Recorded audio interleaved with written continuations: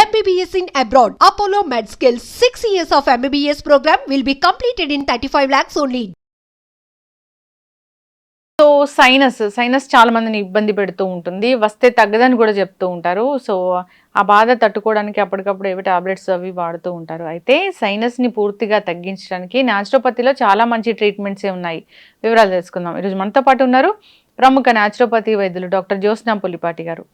Ma'am నమస్తే అండి. నమస్తే అండి. ఎస్, ఈ వర్షాకాలం వచ్చిందంటే చాలా మందిని సైనస్ అనేది వేధిస్తూ ఉంటుంది.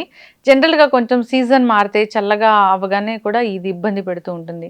సైనస్తో బాధపడేవారు ఇయర్స్ బాధపడుతూ ఉంటారు. సో మందులే లేవంటారు. సో న్యాచురోపతి దీని గురించి ఏం చెప్తుంది, ఎలా తగ్గించుకోవచ్చు, అసలు రాకుండా జాగ్రత్తలు ఏమైనా ఉంటాయా? సైనస్ అన్న దాని మెడికల్ టర్మ్ వచ్చేసి సైనోసైటిస్ అన్నమాట. సో ఐటిస్ అంటే ఇన్ఫ్లమేషన్, సైనస్ అని అంటే మామూలుగా మన ఈ పుర్రె ఆర్ స్కల్ ఏదైతే ఉంటుందో బోన్, ఇందులో మనకి కొంచెం హాలో స్పేసెస్ ఉంటాయన్నమాట. లైక్ ఇక్కడ కానివ్వండి. సో వీటిని సైనసెస్ అంటాము. ఎప్పుడైతే అందులో మామూలుగా మనము మాట్లాడినప్పుడు ఈ వాయిస్ క్లారిటీ కోసము ఈ హాలో స్పేసెస్ అనేది క్రియేట్ అయి ఉన్నాయి అనమాట. అండ్ ఫ్లూయిడ్ రెగ్యులర్ ఫ్లో కోసము. సో ఇవి కాకుండా ఎప్పుడైతే వీటిల్లో ఇన్ఫ్లమేషన్ వస్తుందో, ఇన్ఫెక్షన్ వస్తుందో, దాన్ని సైనోసైటిస్ అంటాం. సో ఈ సైనోసైటిస్ వచ్చినప్పుడు మెయిన్గా లక్షణాలు చాలా మందిని మనం చూస్తే గనక ఇక్కడ ఈ హెడేక్ తో బాధపడుతూ ఉంటారు. ఇక్కడ కూడా అంతా చాలా పెయిన్ఫుల్ గా ఉంటుంది. ఇలా టచ్ చేస్తేనే నొప్పి ఉంటుంది. కొంచెం ఫార్వర్డ్ ముందుకి వంగారనుకోండి, ఇక్కడ ఫ్రాంటల్ హెడేక్ అంటాము, అది ఎక్కువైపోతుంది. అండ్ ముఖ్యంగా ఎస్పెషల్లీ ఈ సీజనల్ చేంజెస్ అయినప్పుడు, వర్షాకాలం వచ్చినప్పుడు, ఇప్పుడు వర్షాకాలం నుంచి చలికాలం వచ్చినప్పుడు ఇది ఎక్కువగా చాలా మంది దీంతో బాధపడుతూ ఉంటారు. దాని సిమ్టమ్స్ చూస్తే గనక చాలా అలర్జిక్ సైనోసైటిస్ అని కూడా అనొచ్చు అనమాట. పొద్దున్నే లేచిన వెంటనే విపరీతంగా చాలా మంది కంటిన్యూస్ గా తుమ్ముతారు. అంత అలర్జిక్ రైనైటిస్ అని కూడా అంటాము. సో స్నీజింగ్స్ ఉంటాయి. దెన్ రైనైటిస్ అనేసి అంటే ముక్కులో నుంచి కంటిన్యూస్ గా ఫ్లూయిడ్ కారుతూ ఉంటుంది అనమాట. కంట్రోల్ ఉండదు. తర్వాత ఈ హెడేక్ కామన్ గానే ఉంటుంది. సో ఇలాంటి లక్షణాలన్నీ కూడా ఉంటాయి ఈ సైనసైటిస్కి. మెయిన్గా ఏంటంటేనండి, ఇది ఎంత ఇబ్బంది పెడుతుందంటే డైలీ యాక్టివిటీస్ చేసుకోవాలనిపించదు అసలు. ఆఫీస్కి వెళ్తే గనక ఇప్పుడు చాలా మంది సాఫ్ట్వేర్ ఆర్గనైజేషన్స్లో కంటిన్యూస్ ఎయిర్ కండిషనింగ్ అనేది ఉంటుంది. సో దాని కింద కూర్చోలేరు. కొంచెం ఎక్కువ అయినా కానీ ఇంకా అది అగ్రివేట్ అవుతుంది అనమాట. సో ఇలా సైనోసైటిస్తో చాలా మంది బాధపడుతూ ఉన్నారు. అండ్ మీరు అన్నట్లు మెడికేషన్ తీసుకుంటారు. అది తీసుకున్నా కొంతవరకు రిలీఫ్ ఉంటుంది. ఏవో సిట్రిజిన్ టాబ్లెట్స్ లాంటివి అలాంటివి తీసుకుంటారు, కొంచెం రిలీఫ్ వస్తుంది. సిమ్టమాటిక్ యాంటీహిస్టమిన్స్ లా పనిచేస్తాయి. కానీ దీన్ని న్యాచురోపతి వైద్య విధానంతో మనము 100% ట్రీట్ చేయొచ్చు, రాకుండా కూడా అరికట్టచ్చు అనమాట. సో ఇది చాలా మందికి తెలియదు లక్ష్మి గారు. చాలా మంది తెలియదు. అంటే పూర్తిగా తగ్గిపోతుందా, ఇది కూడా అలాగే ఉంటుందేమో అనుకుంటారు. అయితే దీనికి చెప్పాలి అని అంటే మనము పూర్తిగా తగ్గించవచ్చు. సో ఏ స్టేజ్ లో ఉన్నా కానివ్వండి, సైనస్ ఉన్న వాళ్ళకి ఫస్ట్ మనం ఒక ఎక్స్రే తీస్తాము. అందులో మనకి కండిషన్ తెలుస్తుంది, ఎంత సివియర్గా ఉన్నది అనేసి. మనం సిమ్టమ్స్ కూడా చూస్తాము క్లినికల్లీ. మనము ఈ రెండింటిని కోరిలేట్ చేసిన తర్వాత, సో ముఖ్యంగా అసలు ఈ ఇన్ఫ్లమేషన్ ఫస్ట్ స్టెప్ వచ్చేసి ఆల్రెడీ బాధపడుతూ ఉన్నది ఇన్ఫ్లమేషన్ మనం తగ్గించాలి.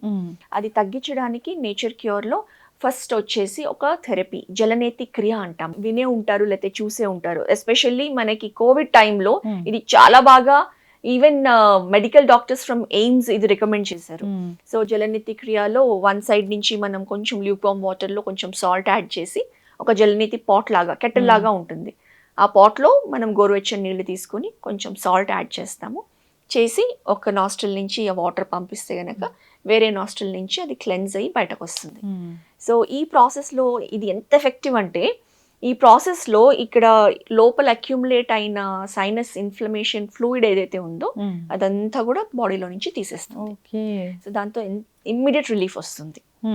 సో ఇది కాకుండా నెక్స్ట్ అసలు మన బాడీ ఎందుకు ఈ కండిషన్స్కి రియాక్ట్ అవుతుంది అంటే, మన బాడీ ఇమ్యూనిటీ లెవెల్స్ని మనం ఇంక్రీజ్ చేయాలి.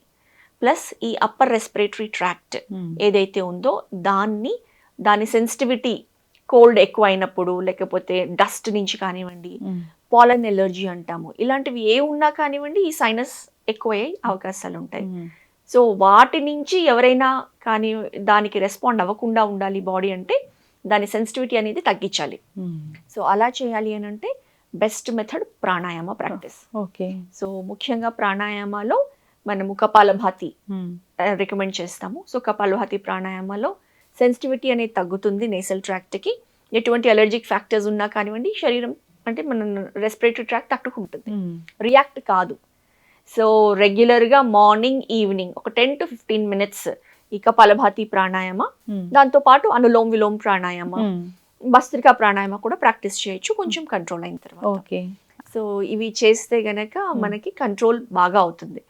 దీంతో పాటు ఆక్యుపంక్చర్ ట్రీట్మెంట్లో ఈ స్పెసిఫిక్ పాయింట్స్తో ఆక్యుపంక్చర్ ఇస్తామండి. ఇది ఒక కోర్స్ లాగా మనం ఒక 10 sessions to 12 sessions course of treatment చేస్తే ఆల్మోస్ట్ 80% అక్కడే తగ్గిపోతుంది. సో మ్యామ్ చాలా మంది అనుకుంటూ ఉంటారు ఏదైనా సైనసైటిస్ ఇదంటే మందులు వాడాలి, దాన్ని అప్పటి వరకు సప్రెస్ చేసుకుంటూ ఉండాలి, సిమ్టమాటిక్ ట్రీట్మెంట్ లాగా ఉంటుంది, తగ్గదు పూర్తి స్థాయిలో. అయితే ఈ న్యాచురోపతి వైద్య విధానంలో ఇలాంటి ట్రీట్మెంట్ తీసుకోవడం వల్ల సో ఇది పూర్తి స్థాయిలో తగ్గిపోతుంది, చాలా బాగా తగ్గుతుంది. ఎస్. ఆహార నియమాలు ఏమైనా చెప్తారా? సో ఆహార నియమాల్లో ముఖ్యంగా ఏంటంటే ఈ ఇన్ఫ్లమేషన్ ని కాజ్ చేసే ఫుడ్స్, అందులో కొన్ని కేటగిరీస్ ఆఫ్ ఫుడ్స్ ఉన్నాయండి. అవి ఒక 6 weeks టైం అనేది మనము కంప్లీట్ గా అవాయిడ్ చేయాల్సి ఉంటుంది. అందులో ఫస్ట్ కేటగిరీ వచ్చేసి మిల్క్ ప్రోడక్ట్స్, పాలకి సంబంధించిన ఆల్ ప్రోడక్ట్స్, పెరుగు, మజ్జిగ, milk sweets, milk chocolates, even టీలో వేసుకునే ఆ ఒక స్పూన్ మిల్క్ అంటే అది కూడా తీసుకోకూడదు. 100% మిల్క్ ప్రోడక్ట్స్ మనం అవాయిడ్ చేయాల్సి ఉంటుంది అనమాట.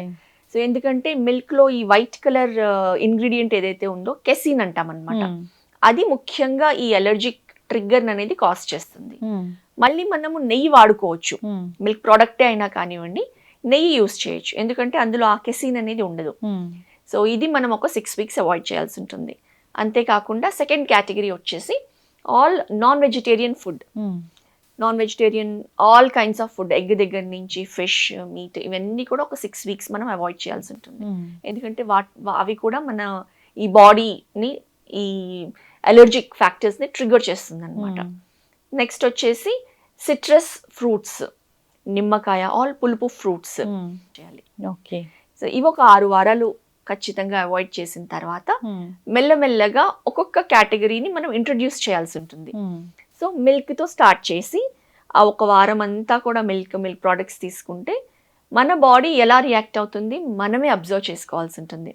ఎందుకంటే ఇది ఒక కేటగిరీ ఆఫ్ ఫుడ్స్ మనం చెప్తాము, కానీ ఎవరి బాడీకి ఏది సూట్ అవుతుంది అన్నది మనమే పరిగణించుకోవాల్సి ఉంటుంది అనమాట. సో అలా ఎవ్రీ వీక్ ఒక్కొక్క కేటగిరీ స్టార్ట్ చేసిన తర్వాత ఎక్కువ అవుతుందా అలానే ఉందా అన్నది చూసుకొని ఏది అయితే వాళ్ళకి సరిపడడం లేదు అలాంటిది అవాయిడ్ చేస్తే బెటర్ అనమాట. ఎస్, ఖచ్చితంగా మ్యామ్, చాలా చక్కగా చెప్పారు. సైనస్ చాలా మందిని ఇబ్బంది పెడుతున్న సమస్య. సో ప్రతి ఒక్కరు కూడా సీజన్ అనే కాకుండా జనరల్గా ఏసీ రూమ్స్లో ఉండడము, వర్క్ చేయడం అనేది అది కామన్. సో అలాంటి వాళ్ళని కూడా ఈ సమస్య వేధిస్తూ ఉందని చెప్తూ ఉన్నారు. సో ఖచ్చితంగా ఇబ్బంది పడుతున్న వాళ్ళు ఒకసారి కాంటాక్ట్ చేయాలని కోరుకుందాం.